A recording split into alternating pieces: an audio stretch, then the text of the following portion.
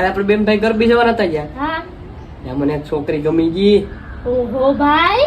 એની smile, એના વાળ, એના ગાલના પિમ્પલ, શું ડિમ્પલ.